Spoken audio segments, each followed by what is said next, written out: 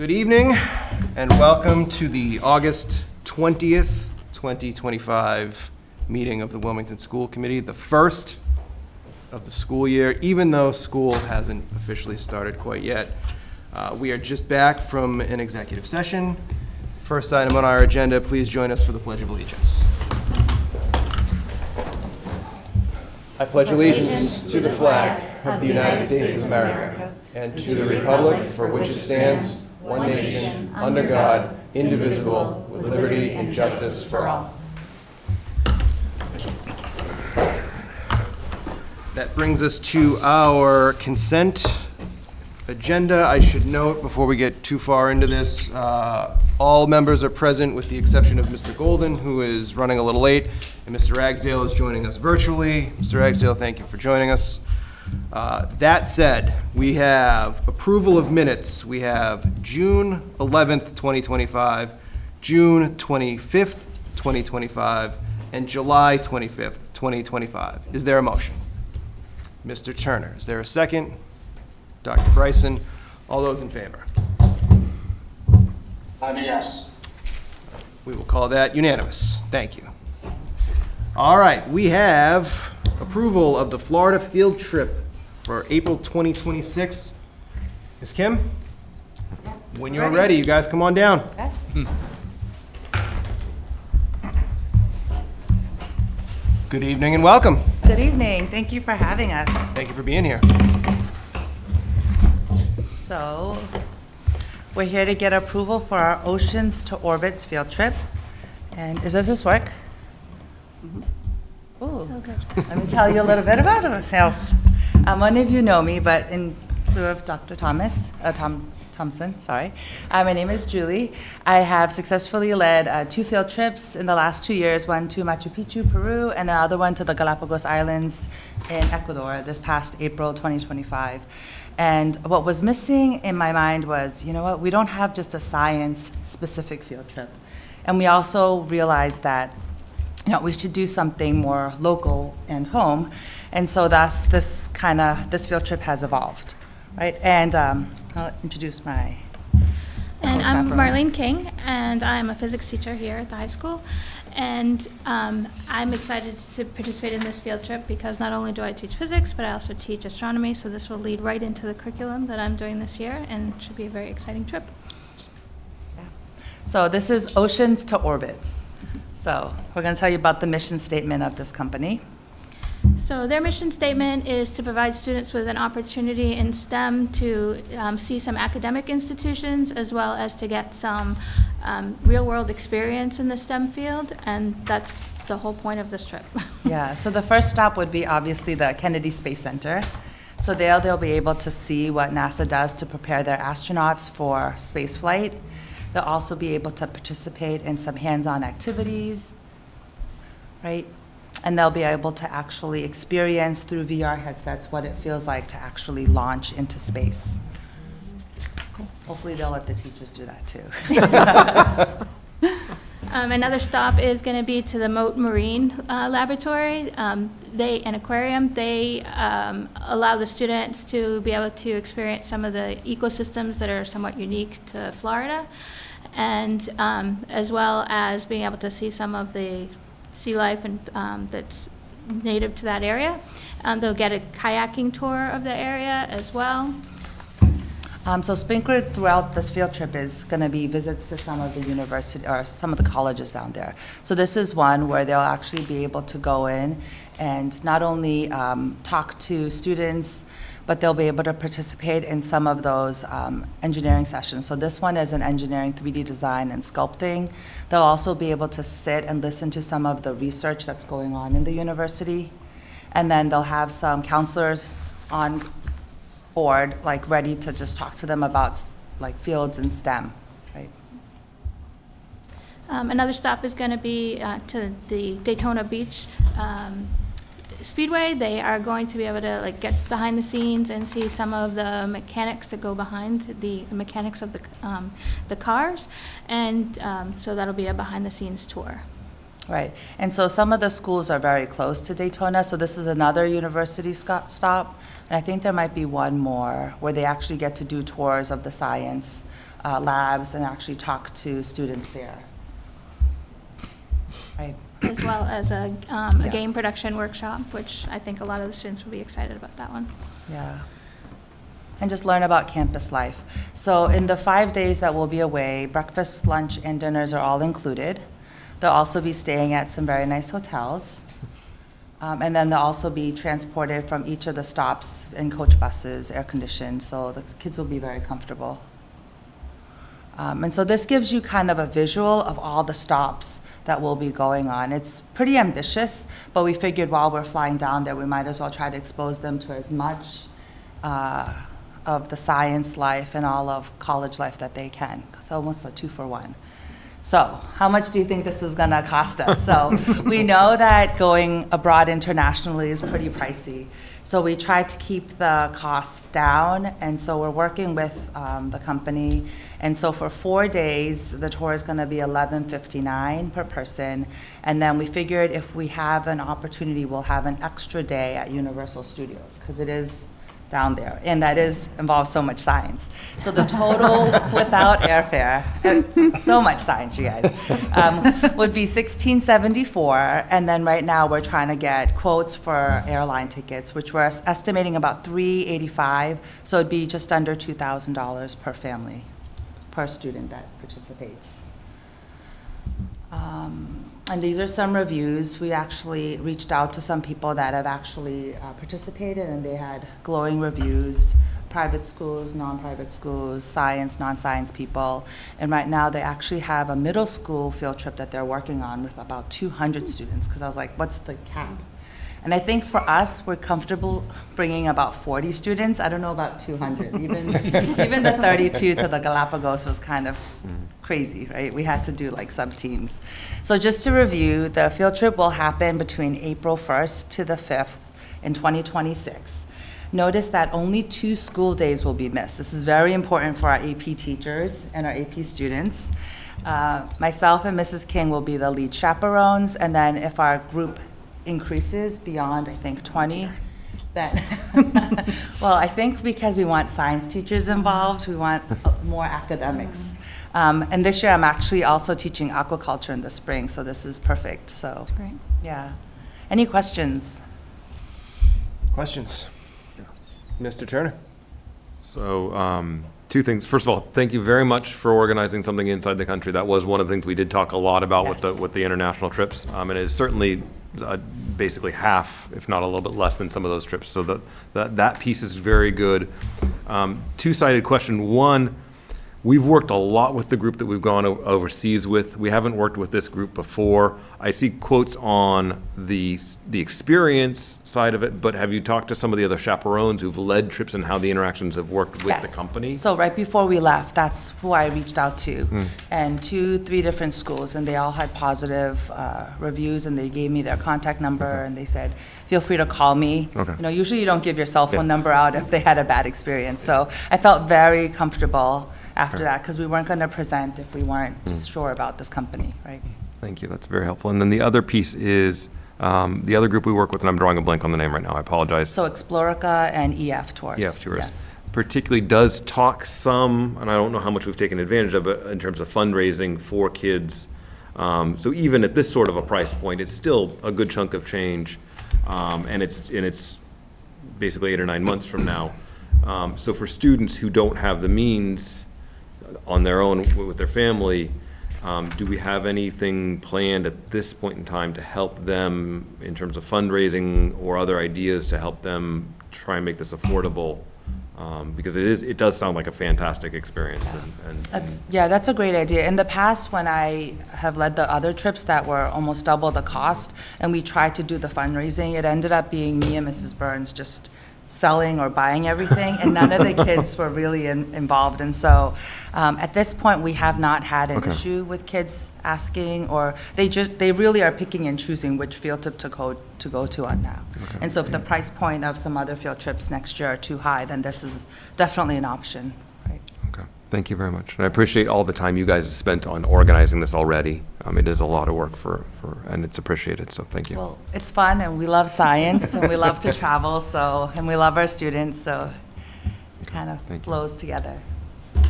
Any other questions? Dr. McCauley? Yeah, just a comment. Just want to echo what my colleague, Mr. Turner, said. Thank you for planning something in the country and then also at a lower price point. Seems like a really interesting trip.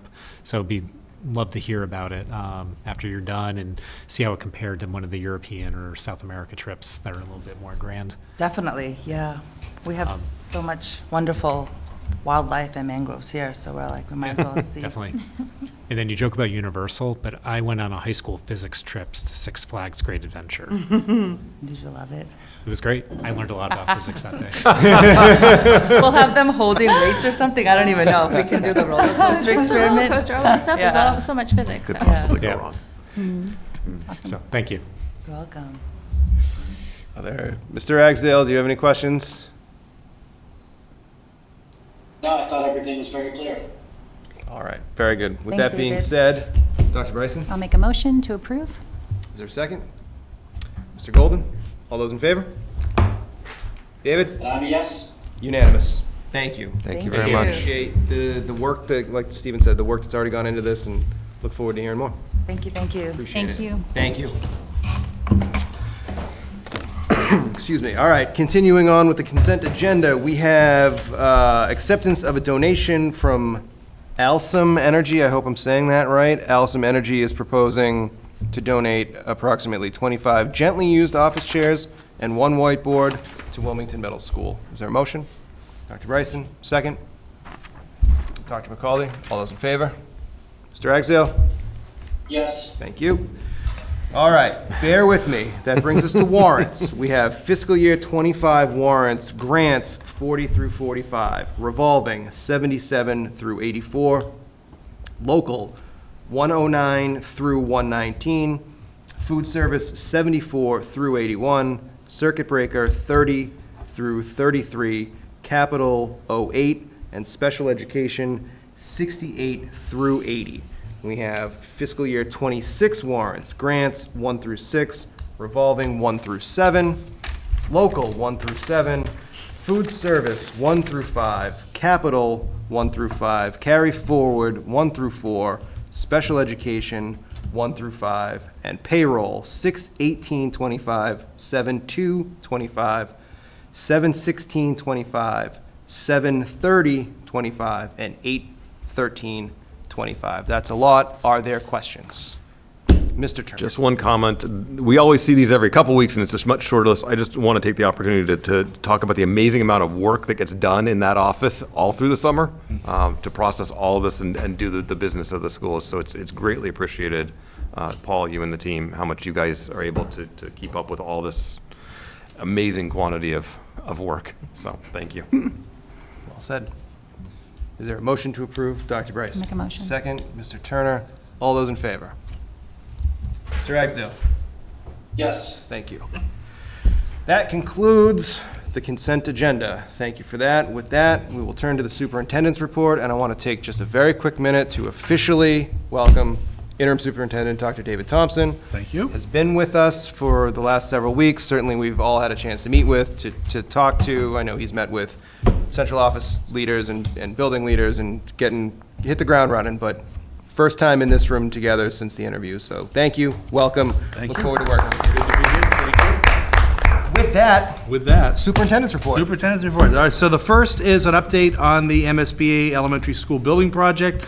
The leadership team has been meeting throughout June and July and into August, mainly focusing on the website and making sure that all information is on the website. So if you go to the project website, you will see a lot of the videos, graphics, a frequently asked questions section, and some of that came from questions that were received during building meetings and forums and other contact from members of the community. Flyers have been produced and distributed in our newsletters and elsewhere, focused on the voting dates and childcare options. And I will say that it is important. We're going to be starting probably next week when school starts, having those with families respond so that we have enough people to make sure that they are there for town meeting. So there will be like a Google form to fill out to make sure that we have enough personnel, so look for that. And the next thing is that last night's meeting was canceled, but the next major thing on our agenda will be a presentation at the Senior Center next Tuesday, the 26th. That'll be in person at 1 p.m. And for those of you who don't know, I just learned, it's at 130 Main Street. So that's the update on the building project. And in your packet, you have a copy of the flyers that have been going around. Those will also be included in orientations and open houses as well. The next is personnel, the personal hygiene dispensers. We did have a meeting last week to follow up on the health committee recommendation to put personal hygiene dispensers in our public bathrooms. We determined at that point that we would put one in the girls' bathrooms on each floor at the middle school and the high school, and I did make an error in the memo you have in front of me. We will have one in a single-use bathroom, kind of centrally located, gender-neutral bathroom in each school, and we're going to be, monitoring use, and then if we need to extend beyond that next year. We currently don't have funding in our budget for these items. However, we just got news earlier in the week that the school health grant will help fund that. So that is big news there. So and our target liftoff of that is for the beginning of October. Because we have to order the materials, order the dispensers, install them. Dennis seems to think he would have it in before that, but I think a realistic date would be the beginning of October. So if there's any questions on those first two before I... So just a quick comment on background. One of the things that we've talked about a lot here in our meetings is attendance and availability to learn. We've done a lot through the last several years, and things related to school lunches and school breakfast and those sorts of things, student emotional health. But in the Commonwealth of Massachusetts, feminine hygiene products are not covered under food stamps or any of the other assistance programs. Mm-hmm. And somewhere between 1 in 5 and 1 in 3 students who need the products do not have access to them. Mm-hmm. And so you get to a situation where students will miss school or be unavailable to learn while they're in school because they're insecure about this. Mm-hmm. And that's one of the key challenges. And yes, we have had them historically in the nurse's office, but you create a socially awkward situation or a difficult situation for a child to find the right teacher at the right time to ask to go consistently to the nurse's office to get what they need. And that's not really an equitable approach to it. And then there are also cases where students who do have the products and do have access to them forget them. Mm-hmm. And then the other last piece of it is that our nurse's offices are closed. Mm-hmm. And so if you have a child that's involved in any of the after-school athletics or clubs, and they need something at that time of the day, it's not available at all. So it really is a fundamental thing about making sure that our students are in the class, available to learn, can focus on what they need to do, and are not in a position where they have to worry about how they're going to take care of what they need to take care of. So I really am very, very happy that the district is pushing forward on this, and I think it's fantastic for the students. So thank you for all the effort, yourself, Ms. Brown, Mr. Ruggiero, Mr. Kelly, Ms. Murray, sorry. So thank you. Thank you. Thank you, Mr. Turner. Thank you. Okay. All right. So the last thing, I'm actually going to start this off by, and Ken's not currently in the room, but thanking Ken Lord. Ken's last day with us will be Friday. He is obviously, I've only been here for a short period of time, but done incredible work here for technology and digital learning in the Wilmington Public Schools. He'll be missed, and I want to thank him for his service. We are very lucky to have found a experienced person to come in. Angel Cartagena will be starting the end of September. He is currently the Director of Technology and Information Systems at Whittier Tech. And we are excited. He was here on Monday. He will be spending some more time with us. I want to say another day later on this week, and hopefully some days in September as we look to transition him aboard. And the second memo in there gives a full blow-by-blow of his credentials. So while we are going to miss Ken immensely, we are confident in that we have found somebody that will be able to pick up where he has left off. So that is, I think, the last of my items for tonight. Thank you, Dr. Thompson. Well, Any additional, Dr. McCaldy? Yeah, just had a comment going back to the school, maybe just for the audience, is just to be clear, it says on the flyer, there's 2 votes. There's a Saturday, September 13th is in person only. It Yep. cannot be absentee or mail-in vote or anything like that, but there will be childcare options for people.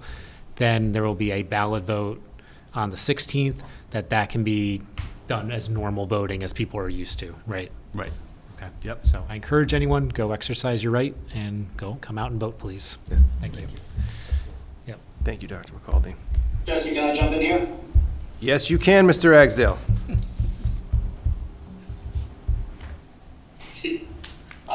I wanted to commend the work that has been done on the website for the building project. Just a couple of weeks ago, I had noticed that the website, especially the FAQs, were really out of date. And as soon as I contacted Judy O'Connell, pretty much got yep, we're working on it. Yep. On it.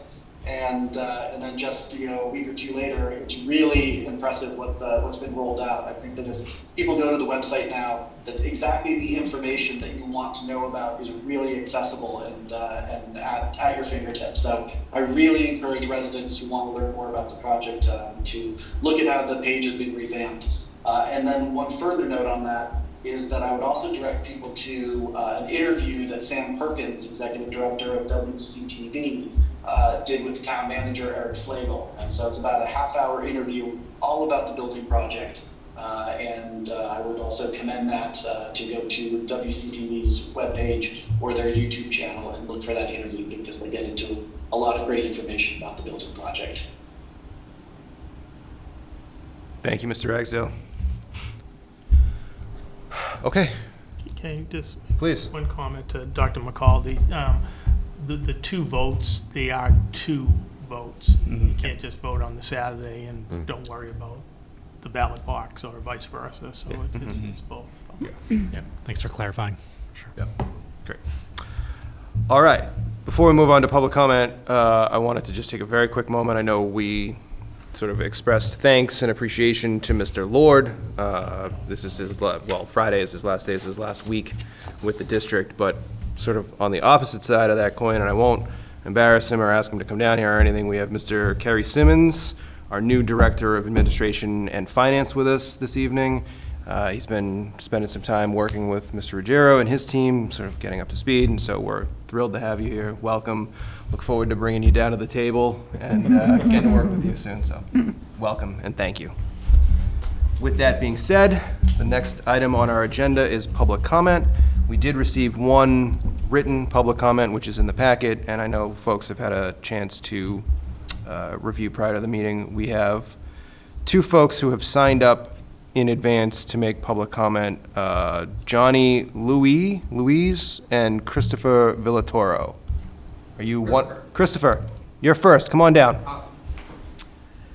Would ask you to state your name and address for the record, please, and we ask that you keep your comments to 3 minutes. Perfect. My name is Christopher Villatoro, Faulkner Ave. Thank you. Good evening. Thank you for the opportunity to speak. Imagine the first day of school at the new pre-K to 5th grade building. The sun's coming up, sorry. And instead of a line of cars idling in traffic, you see kids walking side by side with friends on wide sidewalks. Parents are pushing strollers or holding little hands without having to step into the street while on campus. A group of older students are rolling in on bikes, laughing, parking at the racks right at the entrance. The campus feels alive and welcoming. Not just a place to learn inside the building, but a place that supports how our children navigate the world. Now compare that to what we risk if we don't prioritize walking and biking. Kids are now navigating narrow sidewalks, weaving and dodging through cars to get to school. Parents stuck in traffic, already dreading the pickup. We talk about building a school for discovery and growth, but if getting there feels unsafe and then we limit the very freedom we want to have for our children to have. The good news is that we can make this more walkable. We can make this vision a reality. And it doesn't take a massive changes to what's already on the diagrams, just thoughtful ones. Imagine raised crossings to tell every driver, you're on school grounds, children come first. Imagine sidewalks that are wide enough for children to walk in groups or for a wheelchair and a stroller to pass by comfortably. Imagine fewer parking spots, and instead there are full bike racks without having kids to interact with cars at all while they're on campus. That's a powerful signal that bikes are valued here, that independence is encouraged. These aren't just design features. They're choices that shape how families experience the school every single day, choices that say walking and biking matters, choices that turn a building into a campus and a campus into a community. Wilmington's roads won't be safe overnight, but this project can set a new tone for the future. It can be a place where we say our children deserve to arrive safely, comfortably, and together. That's the school I hope we build. Not just a building, but a daily experience that reflects our values and the values we wish to share with our children. Thank you. Thank you. Other public comments? Good evening, sir. Welcome back. Couldn't stay away. Hi, Jay Samaha, 30 Arlene Ave. There you go. I really like your ideas. Those sound really great to me. So I'm here to speak on the elementary school building project. I'm here to urge everyone in town to vote yes on this project. The schools are something we can no longer ignore. I just want to remind people that the Wildwood was built in 1955. The North was in 62 and the Woburn Street in 63. This whole project started 6 years ago in 2019. At that time, the Wildwood was 64 years old. Well, guess what? Today, the North is 63 years old and the Woburn Street is 62. So if we thought that the Wildwood was in such need then, these other schools are really close behind in that same age. I want to remind people that a no vote doesn't mean that taxes won't go up. If you look at the numbers, the new school with the MSBA paying a portion of it is going to be $111 million. If we wanted to repair and replace the other three schools, we're looking at something like $135 million, which is more than this new school. So a no vote is going to actually cost us more, and that means an even greater increase in taxes. And we are also looking at spaces to educate our kids. Right now, there are schools. I was speaking just before I came here with my daughter who does some substitute teaching in town too, and she said, you know, when she was at the Woburn Street, when there was a leak, they had trash cans and hoses running all over the place, and one of the teachers that she was subbing for could only use half of her classroom. This is not what we should stand for in Wilmington. So when we're thinking about building a new school, it's going to save us money, yes, over repairing and replacing what we have now, but it's also going to provide much better spaces for our kids to learn. So in my opinion, this is a super easy choice. It makes sense both financially and educationally. So I encourage everybody to vote yes on September 13th and the 16th, both. Thank you. Thank you, Mr. Smile.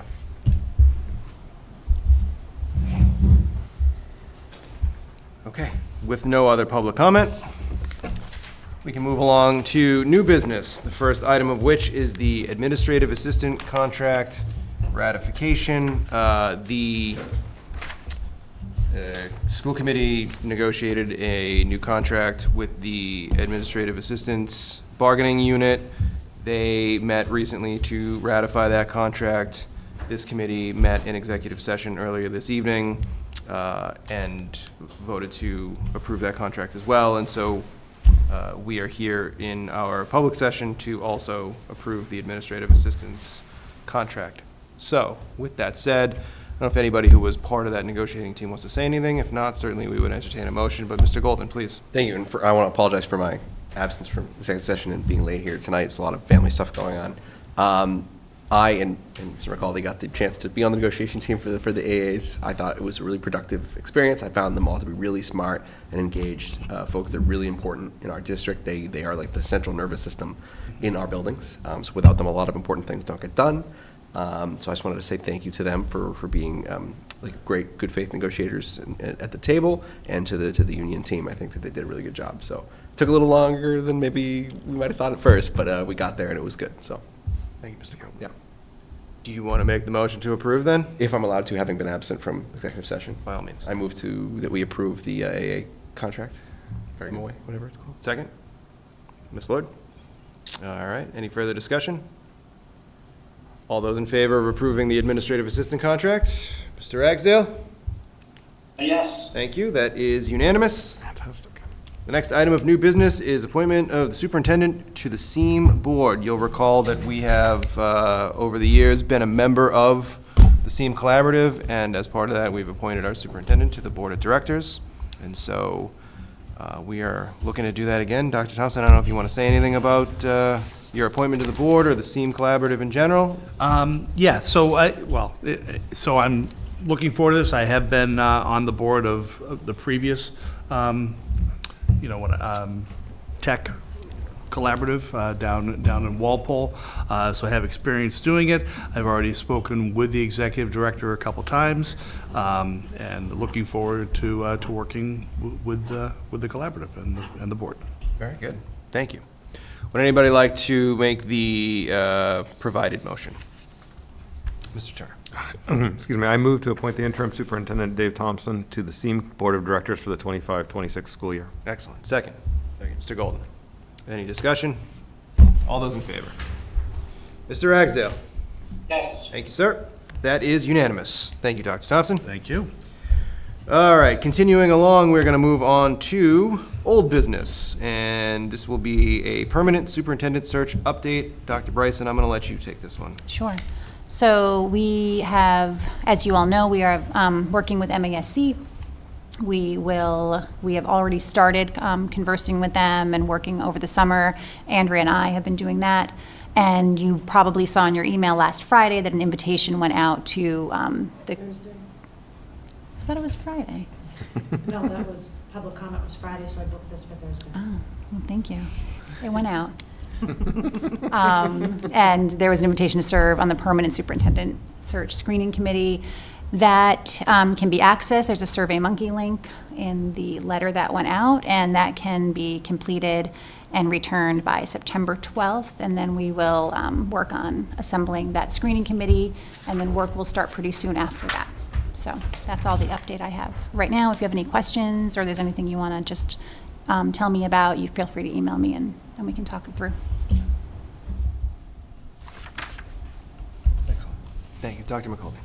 Yeah, I was just wondering for the audience, how is this process going to work? Because we just went through an interim superintendent process, or from what I've heard, a permanent superintendent process is going to take a lot longer, a little bit more involved, and get more community feedback. So, I was just So we'll wondering- get more, yes, we'll get, sorry, through the chair. No, please, of course. We will definitely be doing more forums. There'll be more opportunities for us to develop the candidate profile, so it'll look a little different than those who served on the interim search committee. The time for the actual screening committee, it's not a search committee, will be probably pretty similar to what those who served experienced. So there'll be the review of the applications, there'll be discussion, brings it to a short list, there'll be a bunch of probably in-person type interviews, and then they will then send you, the school committee, the finalist basically, and we will then do that interview in open session. So as far as timing goes, if they're thinking of serving, it shouldn't be too much different than what people have done for the screening committee, but there will be a lot more going on this time around than what we were used to last time. Lots more opportunities for the community to get involved in this particular search. Very good. Thank you. Thank you. Thank you. Okay. that concludes old business. I do want to just throw in, I had all these things I wanted to say at the beginning when we started, and I forgot them all, so. I think, Dr. Thompson, the central office team, certainly Paul, Christine, Andrea, you guys with, several negotiations and search committees and all of these things that were happening. The summer, Paul and I were talking about this before, the summer was a bit of a blur. It doesn't feel like there was much of a break, and I know for you guys, there wasn't a break. And so, we got the teacher's contract done, we got the admin done, we've got a tentative agreement with the ed assistants. And so there was a lot of work that happened over the summer, and I just want to express my appreciation and gratitude to everybody because it was a lot of work, but certainly it was worth it. So thank you to everybody for everything you guys did. And with that, I will move us to subcommittee reports. Are there any subcommittee reports? Hearing none. Stephen, are you going to remind people again? Yes, so a brief reminder to have an organizational meeting for each of the subcommittees to try and come up with timing for when you'll meet and proposed agendas. Ideally, we will have an opportunity to review those as a group and just make sure we're all aligned with where those different subcommittees will go this year and the goals as a coordinating effort. Okay. Paul? If you don't mind, if I could just take 2 seconds. Please. Interim Superintendent Thompson, Kerry, Assistant Superintendent of Public Buildings, Brian Scouten, and I toured all the buildings on Monday. Went to each of the buildings. They were in great shape. They did a great job, public buildings, getting the school buildings ready for occupancy. Did a really nice job. And then Tuesday morning, we had our annual readiness meeting. That meeting brings in all the principals, assistant principals, central office team, as well as members of the fire department, police department, transportation, and so forth. And we just talk about the readiness to open schools. We'll have the DPW talks about any paving projects, sidewalks, crosswalks, public buildings, about the buildings, and the fire department about fire drills and so forth. So we had that meeting Tuesday. It went very, very well. So I just wanted to add that. So. Thank you. We are ready. Good. Love to hear it. Yep. All right, so excellent reminder on sort of subcommittee organizational meetings. Thank you for the readiness overview. Looks like we're ready to go. Good segue into... Jesse, on the school readiness that Mr. Ruggiero was just speaking about. Yep. I just wanted to ask, has the signage been put in place for the new restrictions on campus during school hours? Has that been done at this point? Yes. Yeah. I did see it at the North Elementary, at the North Intermediate School. Personally walking around, I did take note of that, but. Magaldi confirmed that they were all installed where the principals requested them to be installed. Yep. Okay. Did you catch that, David? Yes. Okay. Thanks. Thank you, Tracy, and to Jamie McGaldy, who I know isn't here, but thank you for coordinating that. All right, and again, that brings us to future school committee dates and other notable items. We have September 3rd, 2025, open houses for the Woburn Street and Shawsheen schools. September 4th, 2025, open house at the Wilmington Middle School. September 9th, 2025 is the open house for the North Intermediate and West Intermediate. September 10th is our next regular session meeting here at 7 p.m. in the large group instruction room. Also, September 10th, open house at the Boutwell. September 11th is open house at the high school and also the Wildwood at Carter Lane. Addition, September 12th is the deadline for folks interested in serving on the superintendent search committee. September 13th is the special town meeting regarding the school building project at 9 a.m. here at Wilmington High School. There is going to be childcare provided for those who need it, and it is required to be an in-person vote like any town meeting. And then on September 16th is town voting day, also regarding the school building project. Polls are open from 8 a.m. to 8 p.m. Precincts 1, 2, and 3 will vote at the Senior Center on 130 Main Street. Precincts 4, 5, and 6 at Town Hall, 121 Glen Road. And certainly, if you have any questions, that information is on the building project website. You can call Town Hall. I recently learned that it actually polls are open until 7 p.m. Okay, so brief correction, polls will be 8 a.m. to 7 p.m., not 8 p.m. Thank you, Tracy. Okay, and with that, Mr. Ruggiero. I was going to ask if I could ask, add a couple more. Opening day Yes. for staff is Monday, the 25th. Obviously, school committee, if you are available, please come and join. Breakfast is at 7:45. The all-district meeting is at 8:45. Hopefully, it'll be less than an hour is my target. And then I know everyone's excited about this, but on Wednesday, the 27th, grades 1 through 12 will have their first day of school. So just make sure everybody's ready to roll. We're ready for them, so. Mr. Ruggiero. Sorry, I'm talking too much tonight. No. Please keep it coming. September 2nd is the special town meeting public hearing at Town Hall at 7 PM. All are invited to, I think they talk about the warrant, similar to what they do with the annual town meeting. Town Hall at 7 p.m.? Correct, Thank you. in the auditorium. Okay. Mr. Golden?